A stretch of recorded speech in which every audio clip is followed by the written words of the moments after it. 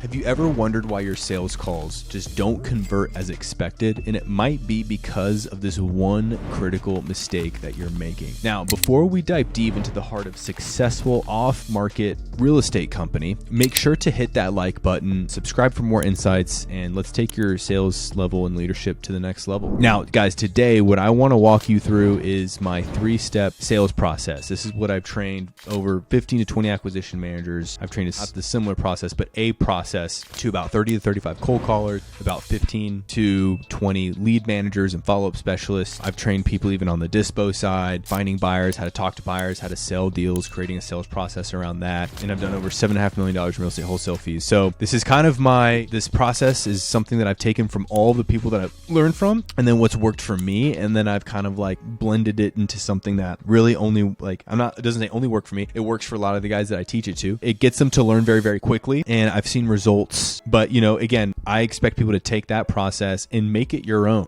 make it your own. Now, first off, guys, before I get in my sales process, what's the number one critical problem that you guys are running into? I know you're doing this and you guys need to stop doing it. But first, before I get into that, I need to talk about when I go over like all of the one call closes that I've done, you normally didn't go well. Like there was always some sort of information that I just wasn't aware of and the seller wasn't aware of. There was some tension in the middle of the transaction because they didn't know this was going to happen. And the buyer's already got it assigned to the buyer. They've got money in escrow. It can get complicated. So when I look at all my successful deals, they're usually deals where I take more time with the seller. There's like multiple steps in between where it feels very natural and it doesn't feel like you're hitting this wall all the time. Like if you guys who are on the phones right now talking to homeowners, like I don't know if you ever felt like, oh, I just feel like I'm hitting a wall. No one's going to sell to me at 70 cents on the dollar. Like I don't know what I'm doing. I can't get a deal. I can't get anyone to at least want to hear an offer. So if you feel that way, I empathize with you. And that's because you're probably doing a lot of the things that a lot of other sales coaches are telling you. And my only problem with that is what you're doing throughout the day, you're making it miserable. And I've been there. And it's terrible as a salesperson to be like doing something where you're like, man, I just know this isn't just the way. Like it just doesn't feel right to me. And so I just started taking a little bit of everything.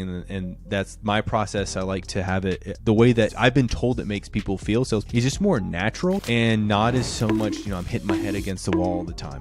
I even had a guy, he's selling some breathing, like physical training that he's selling online. And I gave him this process. It's actually a much more watered down process. And he took it and he closed his second sale with it. So it can work. Now, it also takes several phone calls and sometimes they can be minimal interactions. It's all about the process, guys. It's all about the process. So I went ahead and I analyzed all of the deals that I did and I took how many phone calls did it really take? What did we talk about the phone calls? And then also, what did I do to make things a little bit easier? How do I prevent certain objections? And what questions do I ask? And what's the type of demeanor that I need to have when I'm first reaching out to the seller? Because I know the demeanor of all sellers. Like we kind of personify the seller avatar. And the reason why we do this is because they don't all act the same, but they have very similar tendencies, especially in the beginnings of this relationship. They all kind of act very similarly. So we have to be able to know how to respond to that and how to not make this a negative experience. How do we make this a positive, fruitful, enjoyable experience where we take the seller from hello to money in their bank account? Now that's why you say the close is in the follow-up. So the first step of this sales process, guys, is just the discovery call. So I am not at this stage with this phone call with the seller. I am not trying to get them to sign a contract. I'm not putting anyone on hold to talk to the finance team. I'm not doing any of that. I am simply here to understand what they're going through, the condition of the property, and in the realm of possibilities, me ever doing business with this person. A lead manager can do this perfectly, by the way. You can train a competent lead manager to do this. In this discovery call, we just have our normal intro. Hey, was calling about your property to Main Street. You spoke to my associate, kind of go through normal intro. But the discovery phase, guys, is 100% I'm setting expectations with how this is going to go. And I'm essentially telling them everything that they want to hear. Hey, look, I know you probably get a lot of these calls, and I just want to let you know that I would really like to purchase your house. We're looking for some in the area. It seems like could be a great fit. I don't know yet. That's why I'm giving you a call just to have a quick conversation to see if, what an offer could potentially look like. And if so, we can extend that to you. Obviously, you have something that you can take a look at. And, regardless of whether you're going to do business with us, we don't mind shaking hands with new friends. Can you tell me a little bit about the property? Right? So like I'm already letting them know, or my lead manager is letting them know, like, hey, look, I know that I approached you, so we have to change our demeanor a little bit. I know that I approached you, and this is what I hope to give to you. But in exchange, I just need to ask some questions. And if you notice my tonality, I'm not like, I'm just speaking in a way where it's just a little bit more receptive.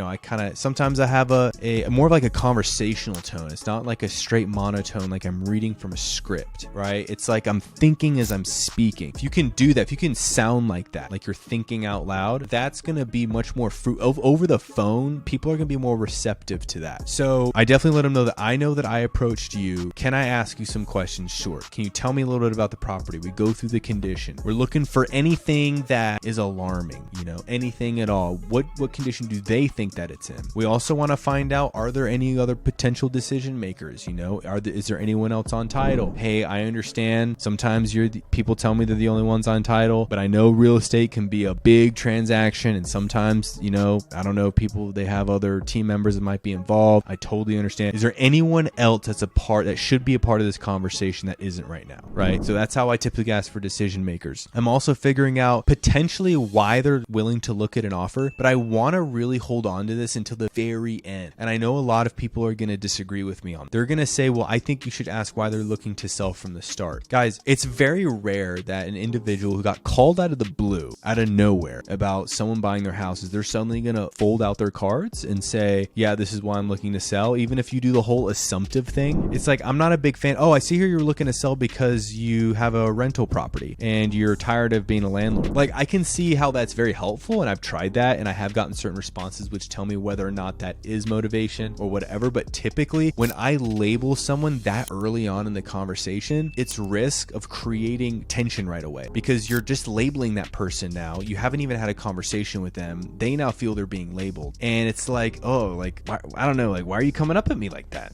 So, and guys, this is just all reactions that I've studied from sellers, like typically when I ask certain questions and do certain things. And then I'm just figuring out so decision makers, and then timeline. If the price were right. Look, I know that you've been in this house for 15 years. That's gotta take you, man, I would say earliest 30 days. So I try to anchor them down. It's gonna take you, man, at least 30 days. I try to anchor them down a little bit, and also to get them to kind of tell me like how long their timeline is gonna be. So that's the other thing. I'm not going line by line on my script, guys, because it's just not. It would be way too time consuming. I think it's more important that I just give you the concept. Like, I want to give you concepts, and I want you to create your own words for them. So decision maker, also ask them about price, potential reason for selling. You just want to build rapport and understand, like, why are they even looking at this house? Ask them how they bought it, all this stuff. Some people are going to have a lot of patience with you. Others will not. If you feel that they're starting to get a little frustrated, especially in the discovery call, I'm straight up like, hey, look, I get it. I called you. I'm probably the 12th guy that's called you. I'm taking you through this process. And on behalf of the industry, I'm really sorry, because I know you get beat up a lot, but I'm doing the best that I can. I just got to answer these questions. We got to get to know each other just a little bit. You got to take me out to dinner first, make it funny. And, but I just got to ask these questions and just to see if this is even a good thing for you, so like really come, like, cause it's true. That's what you're here. Right now we're in the discovery phase, and we're trying to find out if we're going to be useful for one another. In order to find that out, we have to have a discussion. And then following the discovery call, right, you also want to loop in there at the very end of the discovery call, like, hey, like, let's just say the price is right and everything else is right. Like, what would you want to happen next? So that's how I ask it. Not, would you be ready to sell? Or is there anything else that would be holding you back? Like, yeah, the first thing they're going to say is, oh, there's a lot of stuff holding me back, dude. I'm not going to sell. I don't want to sell. You called me, Yeah, maybe I'll wake up one morning and I just don't feel like it. Like, I don't know. I found that to create some tension as well. So instead, I like to say, what would you want to do next? Because then it gives them the freedom to be honest. And maybe they say, well, I just don't know if I'm going to be there. Or even if the price right, Mike, I don't know. I can't find a reason. And it's like those types of people, just be like, hey, look, I totally understand. We'll take a look at this. Is there a number, by the way? Like, I don't want to give you a call back. You already seem like you're not really looking right now. Just to maybe save us a couple of phone calls, just to skip in the formality of this. Like, what's the lowest you'd take? Or like, I don't want to call you back with something lower than this. And you can tell them like that too, just to try and at least get their bare minimum. You just know, okay, I know what their bottom line is, and I know that they're semi-interested. I'm going to put them on a 60, 90-day follow-up, or put them on a trip campaign, or put them on an email campaign. Make sure you're getting email addresses. So I also want to go in for like I guess we call it a trial. And then the second step of our sales process is going to be going over comp. So if things go well, like if I know like this guy is going to take the right offer, he's definitely going to take it if the price is right. That's the most important thing is you just have to know, is this person going to take it for the right price? That's all you have to know after the discovery phase. Then we go into the comp call. So when you go into the comp call, and I'm very oversimplifying all this just because I know we're getting short on time here, but on the comp call, that's when you want to be presenting the types of comps that you're going to show the seller. So, you know, you're going to go over them like the neighborhood. This is the stuff that's selling. If you were to back out realtor fees, closing costs, and then, you know, I'm not sure what our margins would have to be on this. You know, I'd have to kind of go and rework the numbers. But I mean, we can already tell that even before profit margins fit in here for a company like mine, we're probably going to be somewhere in this range. Like, is this something that you would entertain, you know, and just kind of go low? And this is where you get, like, when you show them real comps, like this is where you get sometimes the real reason for selling. Like, there's just no way, Mike, I'm never going to let it go. Like, I don't really need to sell. Okay, great. But this guy's walked with you this far. So there's definitely some sort of interest. And so I would encourage us to dig into that a little bit. You're also on this comp call. He's going to, you know, tell you whether or not he's flexible. And sometimes on these calls, they're ready to go. You know, like if you know a price works and they know a price works, like I'm not saying continue to delay it. I'm just saying like you want to make sure you have all the information. Make sure you walk with them through the purchase and sale agreement. We're not going to do that on this video, but we'll do it on the next one. And then what you're going to find out after this second phase is you're going to know like what's the best type of deal to offer them. Like, is it best that they go with a realtor, or should they go with someone like, you know, wholesaling the deal to a flipper? Or is it a type of deal where, you know, maybe I'm going to have to flip it, or maybe I have to partner up on a flipper on because I know their price now and I know we're tight and maybe I can take something on the back end. I don't know. You'll know if you have to do a creative deal on it. So you'll know, do I have to do a subject to? Do I have to do a seller finance? Like, how do I put that together? And if I already know what that looks like on a comp call, I can slowly drip it in there. Like, hey, would you consider this? Or on our we can talk about that on our next call, or maybe talk about it right now. Like, and then that's where you just schedule the next call for the next conversation that you're going to have about whatever it is. So then I'd be like, all right, well, let me see, like, you know, what would be the potential best exit strategy? But let me just ask you again, because I don't want this to take longer than it needs to. Like, you're not in a rush, right? I mean, if you are, you can tell me and we can try to get this expedited. But if we want to consider all options because you're trying to get the most out of this and like price is way more important than just getting it sold, like we can run this through many different scenarios and see what can happen. I just want to make sure that I'm running on your timeline though. So sometimes I'll put that out there too. Like, hey, by the way, if I need to move faster, let me know. If I can take it this slow, let me take it this slow. And then on that second call, I'm going to be talking about that exit strategy with the pricing, right? With the potential pricing, potentially of what I can do, right? And then I'll schedule one more call after that. And it kind of turns into sometimes multiple steps, but to kind of sum it all up, it's a 3-step sales process: your discovery phase, your comp call, and then your closing call. And then you talk about that exit and you try to close them, or you get back at them with that offer. If you're on the comp call and they're willing to go at a cheap price, hey, by all means, like just say, hey, look, you know what? If we can do that, what would you want to happen next? I'd sign the paperwork. All right, well, I'll make it happen. Let's get her done. Let me send over the paperwork, right? And then you go from there. So guys, just to recap briefly, that's the 3-step sales process. Stop trying to one call close these people. You need to know multiple exit strategies. It's not just a cash offer these days. I would suggest getting your real estate license, being able to list these properties. The whole thing with like referring realtors out, I mean, yeah, like you'll get a couple of them, but most of these realtors guys are lazy and they're not going to be hunting down a lead. So if you got to take it in your own hands because you're a one-man shop right now, then I would get your real estate license. I would offer a listing service. I would also get to know flippers, because maybe you got to flip it yourself. Maybe you have to partner with a flipper because there's not enough room with the wholesale fee. Maybe you have to do a creative strategy. And if you can't do any of those strategies and you can't make anything work and you're trying with this seller and like, guys, it's not a deal. That's how you stretch each and every lead that you get. A lot of real estate wholesale companies, and I know I'm digressing right now, but a lot of real estate wholesale companies, they look at a lead and they're like, oh, they're not desperate. Oh, like they're not taking my first offer I gave, and so I guess this is a dead lead. Like, guys, that is a horrible way to think. There are sellers, like there were addresses that I remember from like 5 years ago that we just never closed, and I think it was like because I just never like followed up with them, or